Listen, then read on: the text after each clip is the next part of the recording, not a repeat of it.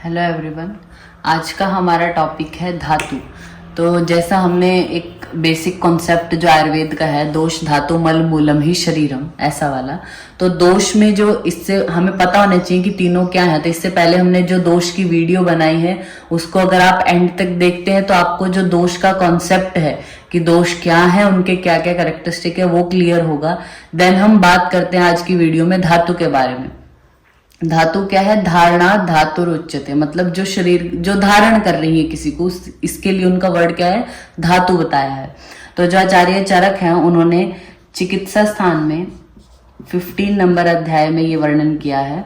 रसात रक्तम ततो मासम मासान मेद ततो अस्थि च अस्थिनो मज्ज तत् शुक्रम शुक्राद गर्भ प्रसादज, मतलब रस से क्या होगा? रक्त का निर्माण होता है। देन मांस, मेद, अस्थि, मज्जा, शुक्र, और शुक्र क्या है? शुक्र के प्रसाद भाग से गर्भ की उत्पत्ति होती है। तो धातुएं जो होती है हमारी 7। अगर आपसे कोई पूछे धातु क्या है तो आप भी बता देंगे कि 7 धातुएं होती हैं: रस, रक्त, मांस, मेद, अस्थि, मज्जा, शुक्र।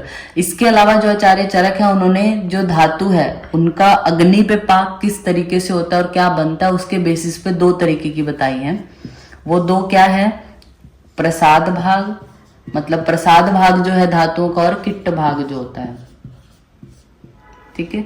फिर ये आचार्य जो वाग्वट उन्होंने क्या बताया? रसाश्रिकम, रस और अश्रिक मीन्स रक्त, मांस, मेद, अस्थि, मज्ज, शुक्राणी धातु, इनको क्या बोलते हैं? धातु बोलते हैं। सप्त दुष्या, इनके क्या है? सप्त दुष्या है। दुष्या क्या होती है?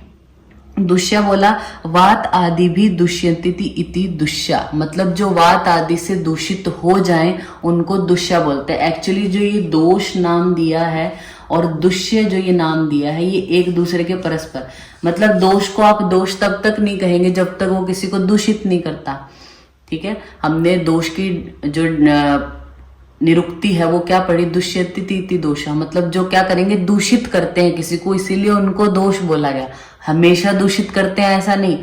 अभी जो हम आगे वीडियो पढ़ेंगे, इसके अलावा हम नेक्स्ट वीडियो में मल के बारे में पढ़ेंगे, वहां आपको और ज्यादा क्लियर होगा। तो ये तीनों वीडियो आपको एक साथ देखनी है, तीनों कॉन्सेप्ट को क्लियर करने के लिए। दोष का मतलब सिर्फ वात पित्त कफ है ऐसा नहीं, या धातु का मतलब सिर्फ रस, रक्त, मांस, मेद, अस्थि, मज्जा है ऐसा नहीं है। ठीक है।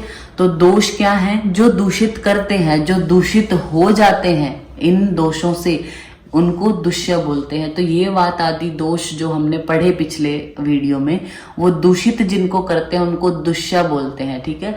और जब ये प्राकृत अवस्था में होती है और शरीर को धारण करती है तो उनको धातु संज्ञा दी गई है। अब सिर्फ जैसा हमने बात की अभी, ये तो सबको पता है कि ऐसा होता है, लेकिन अभी हम 1-2 रेफरेंस ऐसे पढ़ेंगे जहां पे धातु वर्ड से किसी और चीज का भी मतलब होता है। धातु का मतलब सिर्फ ये हमारी रस, रक्त, मांस, मेद, अस्थि, मज्जा, शुक्र ही नहीं है।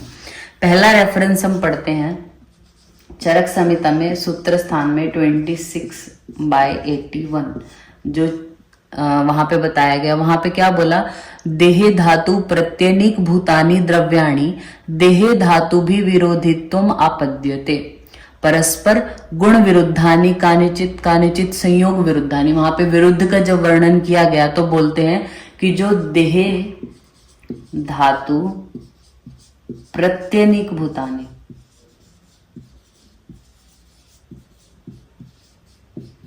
जो देह की धातुओं के प्रत्यनीक हो, मतलब उनके गुणों के विपरीत वाली हो, उनसे क्या, ऐसे द्रव्य से क्या होगा?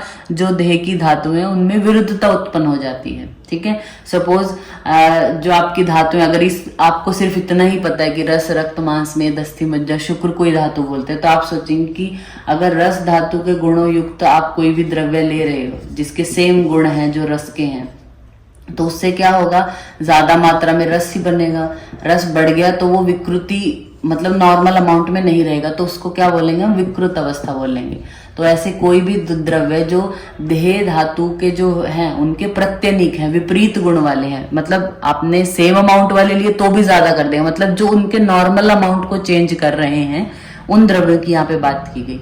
पर जब हम इसकी टीका पढ़ते हैं, इस वर्ड की टीका पढ़ते हैं धातु, तो वहां पे उन्होंने क्या बोला? देहे धातु प्रत्यनीक भूतानि मीन्स क्या? देहे धातु नाम उन्होंने बताया है देह की धातुओं का मतलब क्या है वहां पे, रस आदि नाम, वात आदि नाम च, यानी उस जगह पे कहने का मतलब रस आदि के साथ साथ वात आदि से भी है। यानी वात आदि के भी अगर प्रत्यनिक द्रव्य आप ले रहे हो, मतलब जो उनके अमाउंट को कम या ज्यादा करेंगे तो उनसे वो विकृतता उत्पन्न कर रहे हैं बॉडी में, ठीक है। तो वहां पे वात आदि भी को भी धातु वर्ड से समझा गया। तो हर जगह धातु का मतलब रस आदि से नहीं है, वात आदि से भी लिया गया है। एक इसका दूसरा रेफरेंस है 9 नंबर अध्याय का 4 नंबर श्लोक, सूत्र स्थान में ही चरक संहिता में। वहां पे क्या बोला गया, विकारो धातु वैषम्यम साम्यम प्रकृति उच्यते। मतलब विकारो धातु वैषम्यम, विकार किसको कहेंगे, धातुओं की विषमता को, और साम्यम जब ये सम रहेंगे उसको प्रकृति कहा गया है। तो धातु वर्ड की उन्होंने क्या टीका दी है कि धातुओं का मतलब वहां पे क्या, धातुओं मीन्स वात आदयो, यानी वात आदि, रस आदिश्च, यानी रस आदि जो धातुएं हैं वो भी, तथा रज प्रभृत्यश्च, ठीक है, रस आदेश, सॉरी य रस आदेश्च। तो वहां पे धातुओं का मतलब वात आदि से भी है, रस आदि धातुओं से भी है, और जो उनकी उपधातुएं हैं रज आदि जो है, मतलब आर्तव है, स्तन्य है, उनसे भी धातुओं का मतलब लिया जाता है। यानी जो भी सारी उपधातुएं हैं सभी दोष हैं, सभी बाकी जो रस आदि धातुएं हैं वो अगर सम अवस्था में होंगी तो प्रकृति कहा जाएगा, विकार विषम अवस्था में होंगी तो उनको उस अवस्था को विकार अवस्था कहा जाएगा। तो आगे से ध्यान रखना, धातु वर्ड का मतलब, या जहां पे भी संहिता में धातु वर्ड आएगा आपको वो देखना है वो किस कॉन्टेक्स्ट में बात चल रही है या किस तरीके का वर्णन वहां पे हो रहा है, उसके आधार पे वो कहा जाएगा। सिर्फ रस आदि से मतलब नहीं है, वो वात आदि के लिए भी यूज हुआ है, और यहाँ पे ये जो उपधातु है उनके लिए भी धातु वर्ड यूज हुआ है। तो ये हमारा टॉपिक है धातु। इसमें हमने क्या पढ़ा, धारणा धातु रुच्यते, जो धारण करती है वो धातु है। रस रक्त मांस मेद अस्थि मज्जा शुक्र, और अग्नि पे पाक होने की वजह से 2 तरीके, किट और प्रसाद भाग। कौन सी धातु कैसे कैसे निर्माण होती है वो हमने श्लोक के हेल्प से देखा। और दुष्य इनको बोला गया, सप्त दुष्या जो आचार्य वाग्भट उनमें वर्णन किया गया है। सप्त दुष्य क्यों बोला, वात आदि भी दुष्यंती, क्योंकि ये वात आदि से दूषित हो जाती है, इनको वो इजीली दूषित कर देते हैं। दोषों का नाम भी दोष इसीलिए है क्योंकि वो दूषित करते हैं, और जो दूषित हो जाती हैं वो दुष्य है। ये भी तो अपना काम कहीं करेगा ना जाके। देह धातु नाम रस आदि नाम वात आदि नाम, यानी जब ये प्रकोपित अवस्था में नहीं है तो वात आदि को भी धातु संज्ञा दी हुई है यहाँ पे, ठीक है। यहाँ पे भी ये वर्ड धातु में भी क्या, वात आदि को भी धातु संज्ञा दी है। वहां पर उनको दोष कहना ऐसा जरूरी नहीं है। दोष कब कहते हैं उनको, जब वो दूषित करते हैं, और इनको धातु वर्ड ही कहा जाता है, लेकिन जब ये दूषित हो जाती है तब इनको दुष्य वर्ड कहा जाता है, ठीक है। तो धातु का मतलब सिर्फ धातुओं से नहीं, वहां पे दोष या फिर आगे जो उनकी उपधातु है उनका भी वर्णन कई जगह पे आचार्यों ने किया हुआ है। तो ये हमारा टॉपिक हो गया धातु। Thank you.